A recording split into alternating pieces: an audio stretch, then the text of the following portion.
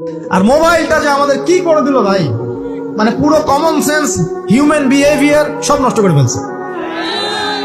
বসে আছেন চুপচাপ, এক মানে এমন হয় ফোনটা বের করছে, এমন অস্ত্র বের করছে, ফোন বের করে খাটাস করে মুখের সামনে ফোন।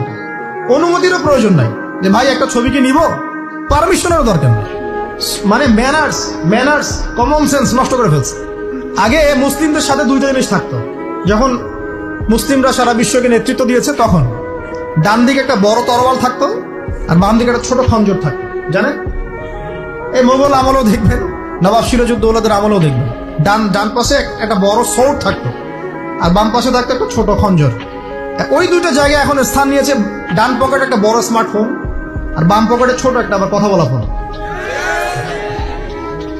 মানসিকভাবে আমরা সুস্থ নই এখন। আল্লাহ পাক আমাদেরকে বোঝার তৌফিক দেখ। কথাগুলো আঘাত করার জন্য বলছি না, আমি কথাগুলো বলছি এই কারণে যে আমাদের এই যুব সমাজকে নিয়ে আমাদের অনেক আশা।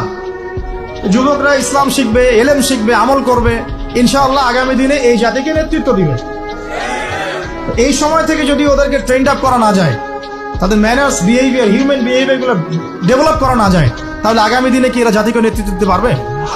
একটা হাদিস খালি বলি, মান তারাকা সালাতান মুতাআম্মিদান ফাকাদ কাফারা, মান তারাকা সালাতান মুতাআম্মিদান ফাকাদ কাফারা।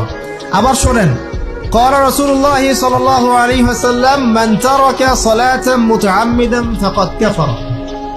আর মুয়াজ বিন জাবাল রাদিয়াল্লাহু আনহু কে নবীজি বলেছেন, মান তারাকা সালাতা মুতাআম্মিদান ফাকাদ বারিয়াত মিন জিম্মাতিল্লাহ।